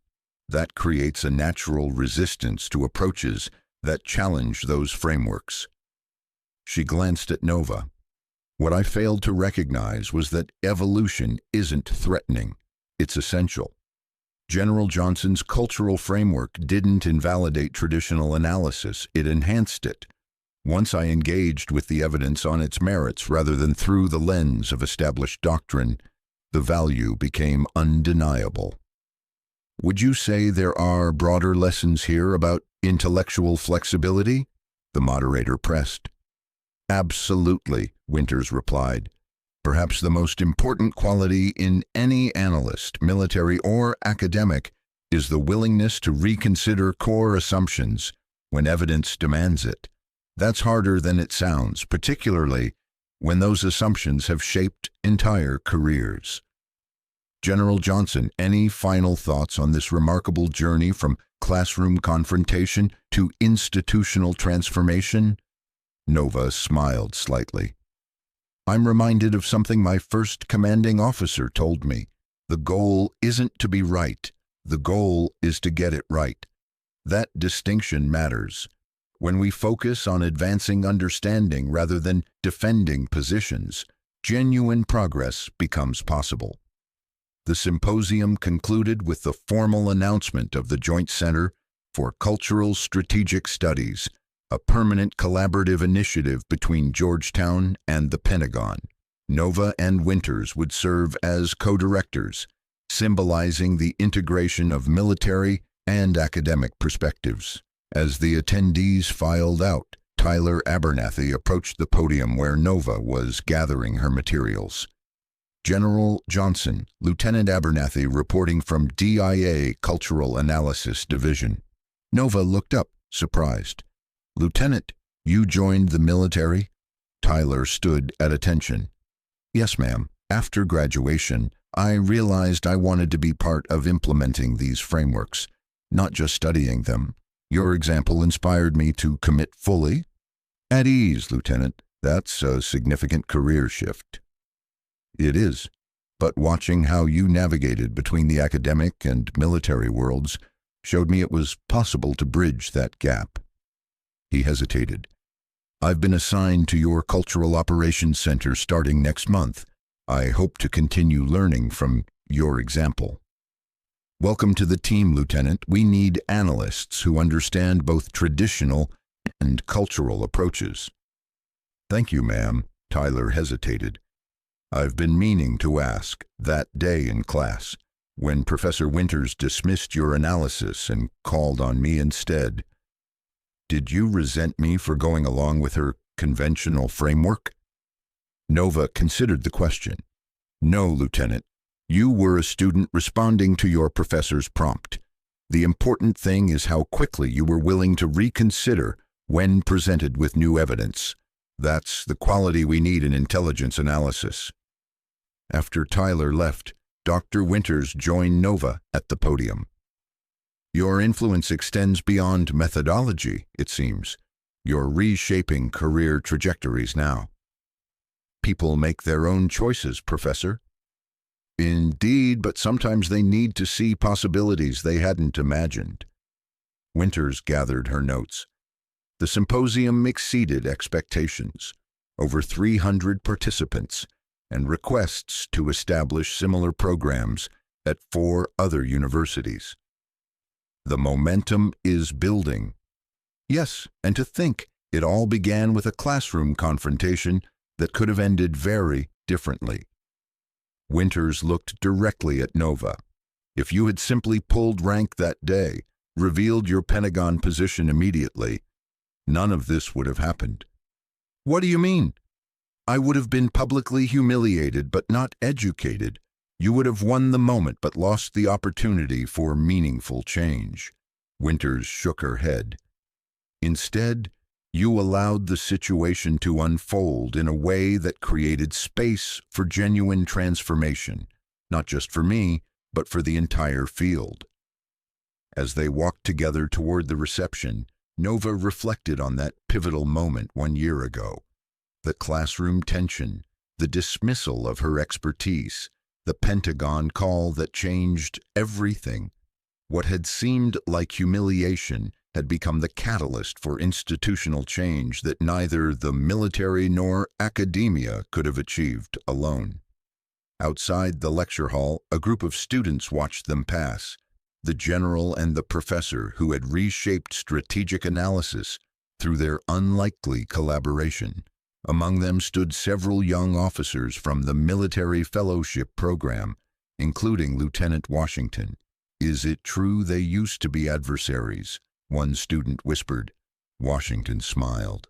Not adversaries, just operating from different analytical frameworks. 3 years later, Brigadier General Nova Johnson stood before the United Nations Security Council, presenting the Cultural Strategic Assessment Framework that had transformed conflict resolution approaches across multiple international organizations. The framework, now in its 3rd major iteration, had expanded beyond military applications to inform diplomatic initiatives, development programs, and peacekeeping operations worldwide. Traditional approaches to conflict resolution focus primarily on formal power structures, Nova explained to the assembled diplomats. Government officials, recognized political leaders, established institutions, but in many conflict zones, these aren't the actual decision makers. She displayed a complex visualization of influence networks in a West African conflict zone. These informal power structures, tribal elders, religious authorities, community leaders, often exercise more practical authority than official institutions. When we map and engage these networks, we see dramatically improved outcomes. The data she presented was compelling.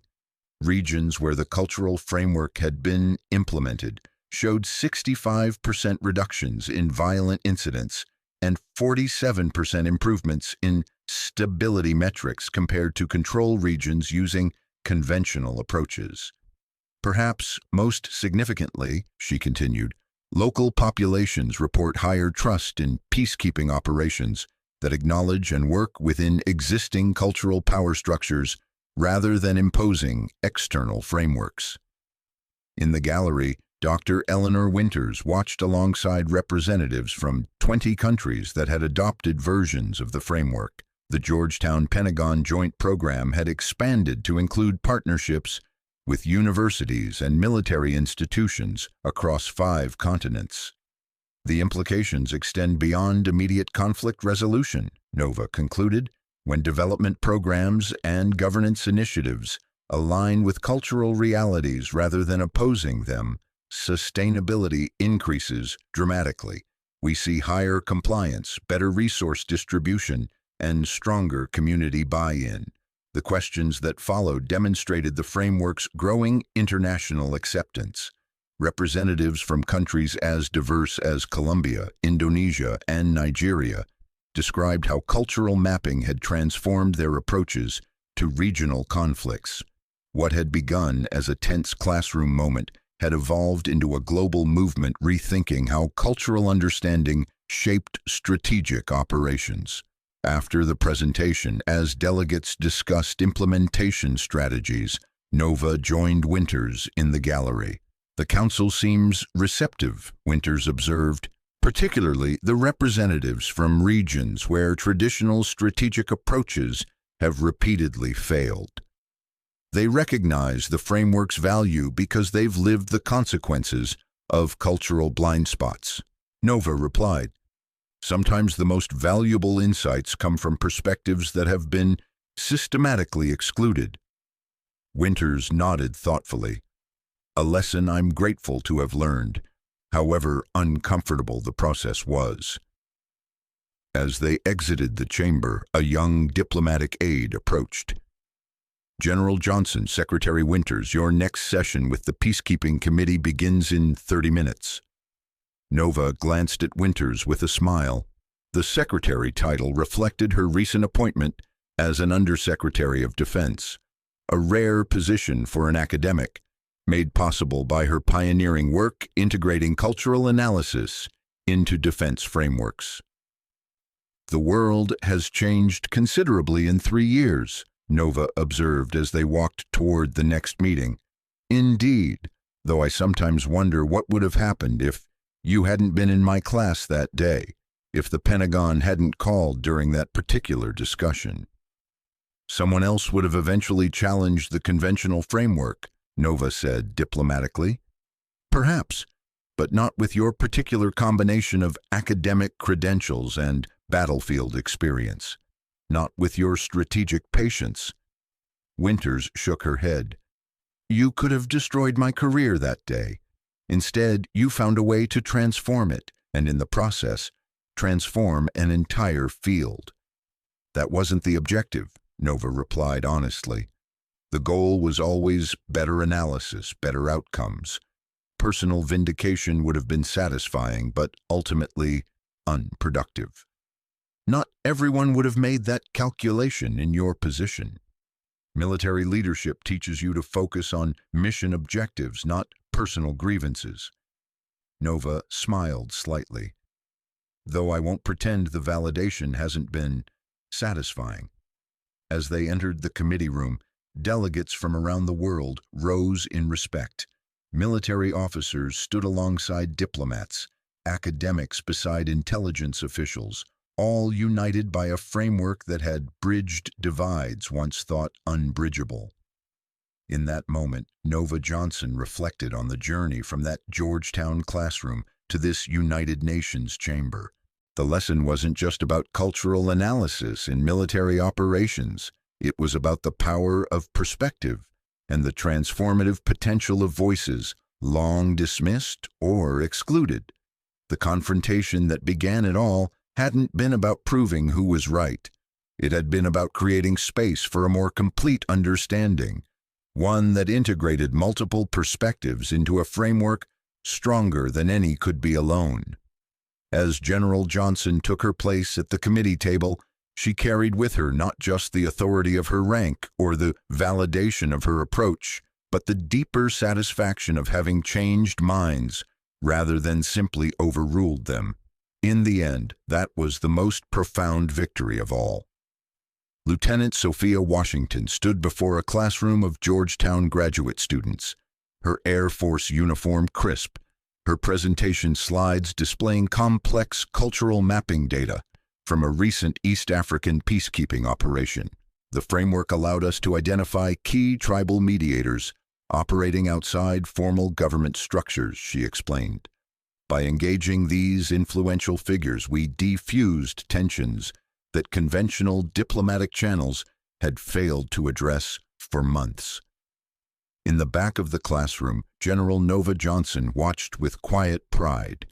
Washington had completed the military fellowship program with distinction and was now implementing the cultural operations framework in field operations across Africa.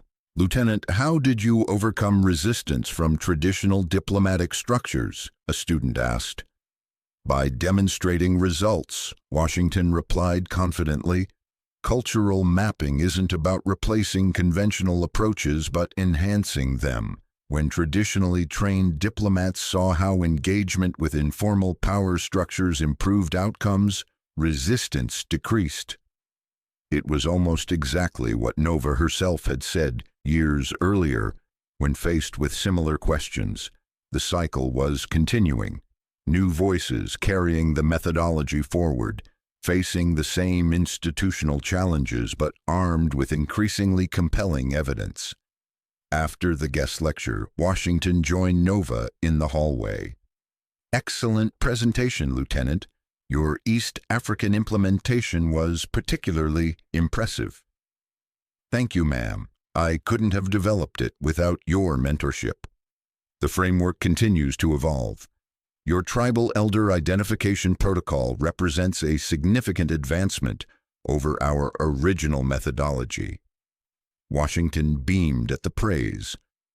"I've been meaning to ask, ma'am, how does it feel seeing the framework you developed now being taught as standard doctrine, especially here, where it was once dismissed?" Nova finished with a smile. "Professionally satisfying, but what matters more is seeing officers like you taking it further than I could have imagined."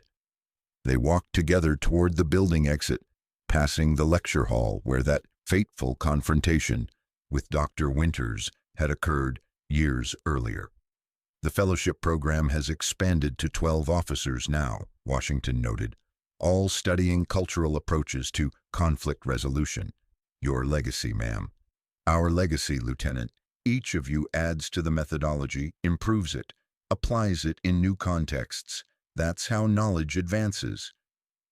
Outside, they passed a group of students gathered around Dr. Winters, who was now co-director of Georgetown's Center for Integrated Strategic Studies alongside her Pentagon role. The professor was animatedly explaining cultural influence mapping to attentive students, a scene that would have been unimaginable 4 years earlier. "Secretary Winters seems to have fully embraced the cultural framework," Washington observed with a hint of irony.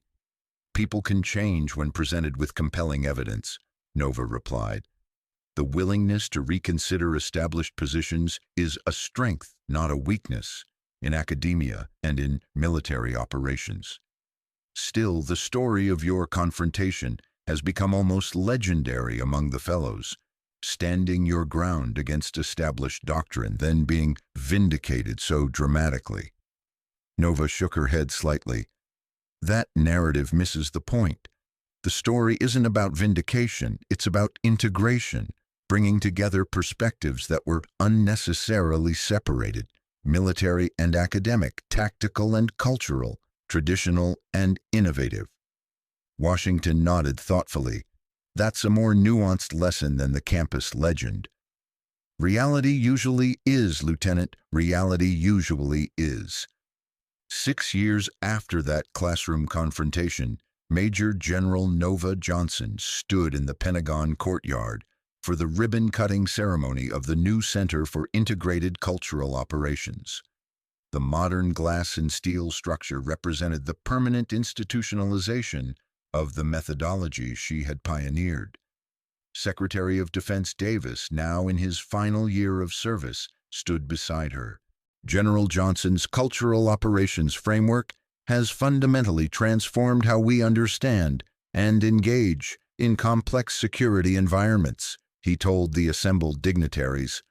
"What began as a field expedient solution in Afghanistan has evolved into a comprehensive methodology that informs operations worldwide."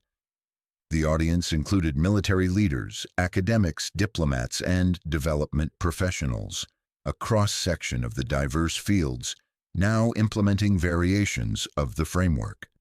"Perhaps most significantly," Davis continued, "this approach has dramatically reduced casualties, both military and civilian, while improving mission outcomes across multiple theaters. It represents the kind of innovative thinking our modern security challenges demand." As Nova stepped forward to cut the ribbon, she spotted familiar faces in the crowd. Dr. Eleanor Winters, now Under-Secretary of Defense for Strategic Assessment. Colonel Tyler Abernathy, heading the DIA's Cultural Analysis Division. Major Sophia Washington recently returned from implementing the framework in United Nations peacekeeping operations. The journey that had begun with humiliation in a Georgetown classroom had culminated in this moment, the permanent integration of cultural understanding into national security structures. This center represents more than a methodology, Nova told the audience. It represents a commitment to comprehensive understanding, to recognizing that security challenges cannot be addressed through single analytical frameworks or isolated perspectives. She gestured to the diverse gathering before her. Look around. Military officers alongside academics, intelligence analysts beside development professionals. This integration of perspectives is the true power of the cultural operations approach. Her eyes met Winters in the audience. None of us holds complete understanding alone. It is only by bringing diverse viewpoints together, sometimes through uncomfortable conversations, that we develop truly effective solutions. As the ceremony concluded and guests mingled in the courtyard, Winters approached Nova. Congratulations, General. From classroom confrontation to Pentagon institution in 6 years. Quite a journey. A journey neither of us could have anticipated, Nova acknowledged, though I'm not sure either of us would change it now. Indeed not, though perhaps we could have reached the same destination with slightly less public drama. Winters smiled ruefully. Sometimes disruption is necessary for transformation. Comfortable systems rarely change voluntarily. A lesson I've taken to heart. Winters glanced around at the gathering. Your influence extends far beyond methodology now. You've changed how entire institutions approach complex problems. Not alone, Nova emphasized. The framework succeeded because people like you were willing to engage with it, to bring their expertise to bear on its evolution, even when that meant reconsidering established positions. A more generous assessment than I deserve, perhaps. Not at all. Intellectual humility requires more courage than intellectual certainty. Your willingness to publicly reconsider your position gave others permission to do the same. As they continued their conversation, a young Army captain approached hesitantly. General Johnson, Secretary Winters, forgive the interruption. I just wanted to thank you both. Your collaborative work on cultural analysis literally saved my unit in the Korengal Valley last year. How so, Captain? Nova asked. We implemented your tribal mapping protocol before operations began, identified key influence networks that didn't appear in conventional intelligence, completely changed our approach. He shook his head. The valley had been a death trap for units before us.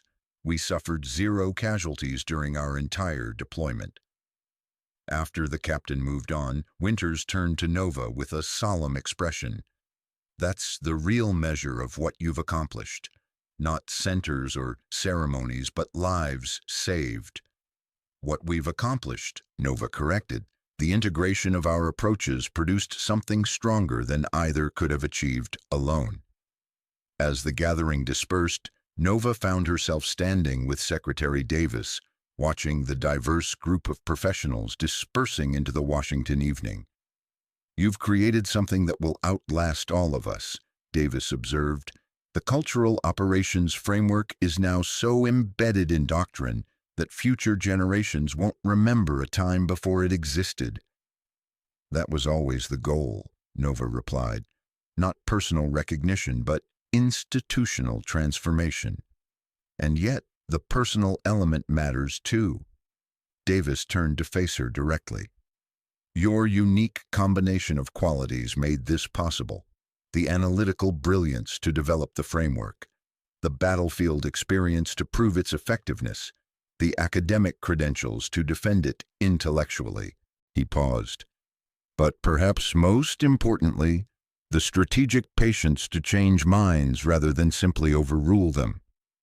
Not everyone in your position would have made that choice. As Nova drove home that evening, she reflected on Davis's observation. The confrontation with Winters could have ended very differently.